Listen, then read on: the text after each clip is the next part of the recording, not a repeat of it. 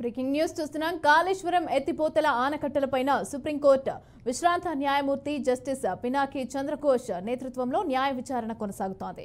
ఇక ఇవాళ రేపు ఇరిగేషన్ అధికారులతో జస్టిస్ పినాకి చంద్రఘోష్ సమావేశమవుతున్నారు. కాళేశ్వరం పైన కాగ్, విజిలెన్స్, ఎన్డీఎస్ఏ నివేదికలను జస్టిస్ చంద్రఘోష్కు అధికారులు సమర్పించనున్నారు. ఇక జూన్ నెలాఖరులోగా కాళేశ్వరం ప్రాజెక్టు పైన జస్టిస్ చంద్రఘోష్ ప్రభుత్వానికి నివేదిక ఇవ్వనున్నారు.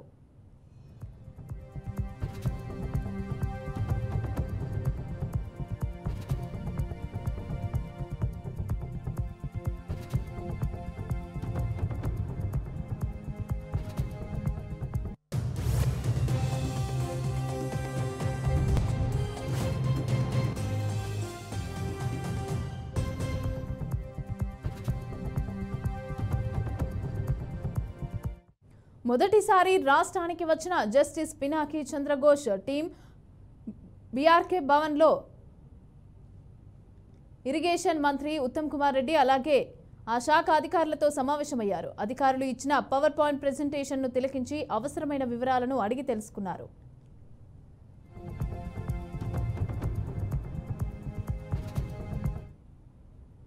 దీనికి సంబంధించి పూర్తి డీటెయిల్స్ మా ప్రతినిధి వాసు అందిస్తారు. వాసు, కాళేశ్వరంకి సంబంధించి ఈ న్యాయ విచారణ అయితే జరిగేటట్టుగా తెలుస్తోంది. అయితే జస్టిస్ పినాకి చంద్రఘోష్ దీనికి సంబంధించి అయితే విచారణ చేస్తున్నట్టుగా తెలుస్తోంది. అయితే దీనికి సంబంధించి డీటెయిల్స్ ఎలా ఉన్నాయి? మమతా, కాళేశ్వరం ప్రాజెక్టులోని మేడిగడ్డ బ్యారేజ్ అట్లాగే సుద్దిల్లా అన్నారం 3 బ్యారేజ్లకు సంబంధించి ప్రభుత్వం retired judge justice Pinaki Chandra Ghose ఆధ్వర్యంలో కమిటీని ఏర్పాటు చేసింది. ఈ కమిటీ నిన్న హైదరాబాద్ కు వచ్చి బీఆర్కే భవన్ లో ఏర్పాటు చేసిన కమిటీ ఏదైతే కార్యాలయం ఉందో ఆ కార్యాలయంలో మంత్రి ఉత్తమ్ కుమార్ రెడ్డి అట్లాగే ఇరిగేషన్ శాఖ ఉన్నతాధికారులు దీనికి సంబంధించి ఈ ప్రాజెక్టు లో నిర్మాణంలో పాల్గొంటున్న ఇంజనీర్లతో సమావేశమైంది. ప్రధానంగా ఈ మేడిగడ్డ బ్యారేజ్ కి సంబంధించి సమాచారాన్ని తెలుసుకున్న ప్రయత్నం జస్టిస్ పినాకి చంద్రఘోష్ చేస్తున్న ప్రయత్నం చేశారు. అట్లాగే ఇటు పవర్ పాయింట్ ప్రెజెంటేషన్ కూడా ఇంజనీర్లు ఇచ్చారు. మెయిన్ గా ఈ మేడిగడ్డ బ్యారేజ్ దిగుబాటుకు సంబంధించి కాంగ్రెస్ ప్రభుత్వం ప్రతిష్టాత్మకంగా తీసుకుంది. ఇటు విజిలెన్స్ ఎంక్వైరీ నడుస్తుంది, అట్లాగే national dam safety authority enquiry నడుస్తూ ఉంది. లేటెస్ట్ గా ఈ రిటైర్డ్ జడ్జితో కూడా ఒక ఎంక్వైరీ కమిటీ ప్రభుత్వం నియమించింది. ఆ కమిటీకి సంబంధించి 2వ రోజు ఈ రోజు బీఆర్కే భవన్ లో కార్యాలయంలో సమావేశం జరుగుతూ ఉంది.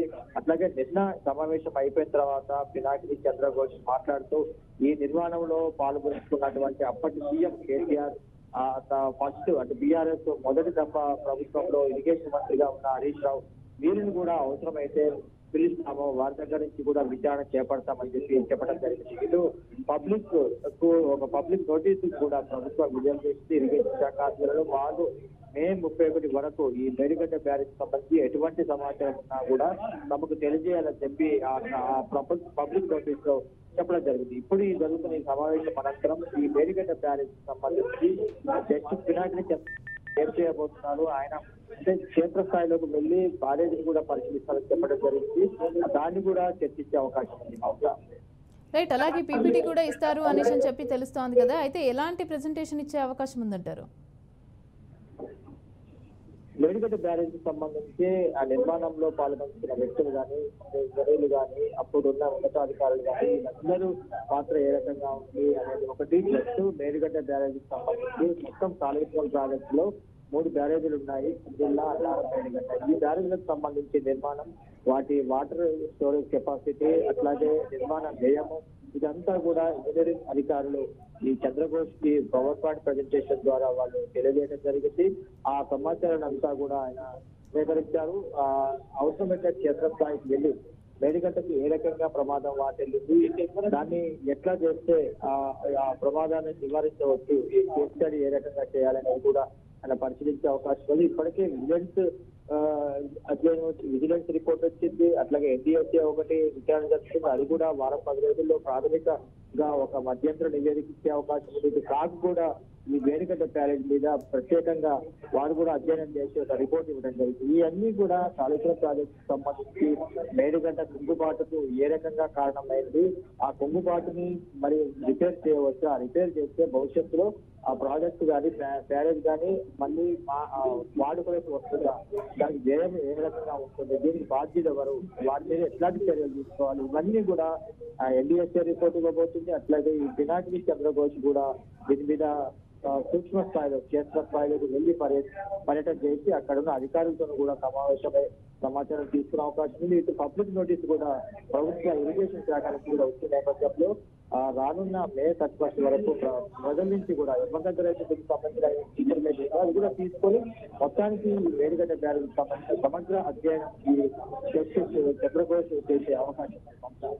అలాగే ఇరిగేషన్ అధికారులతో పాటు ఇంకా ఎవరిని అంటే ఇంజనీర్స్ కానీ లేకపోతే దీనికి సంబంధించిన ప్రాజెక్టుకి సంబంధించిన వాళ్ళు అధికారులకు సంబంధించి ఎవరినైనా కూడా ఇంకా తీసుకునే అవకాశం ఉందంటారా సమావేశంకి సంబంధించి?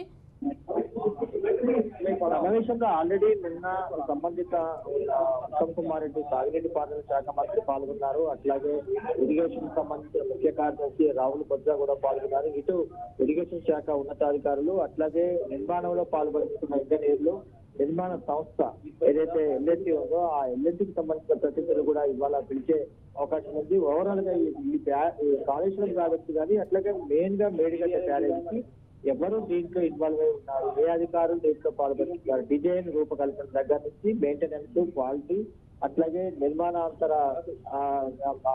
మెయింటెనెన్స్ ఇవన్నీ కూడా ఎందుకు ఈ ప్రమాదం జరిగింది, ప్రమాదానికి సంబంధించిన రీజన్స్ ఏంటి, ఇవన్నీ కూడా తెలుసుకునే ప్రయత్నం పినాకిని చంద్రఘోష్ చేస్తున్నారు. ప్రభుత్వం నుంచి కూడా ఆయనకి సంబంధించిన పవర్ ప్లాంట్ ప్రజెంటేషన్ కావచ్చు, అట్లాగే ఫీల్డ్ విజిట్ వెళ్తే అక్కడ కూడా వెళ్లే విధంగా ఏర్పాటు చేస్తుంది ప్రభుత్వం.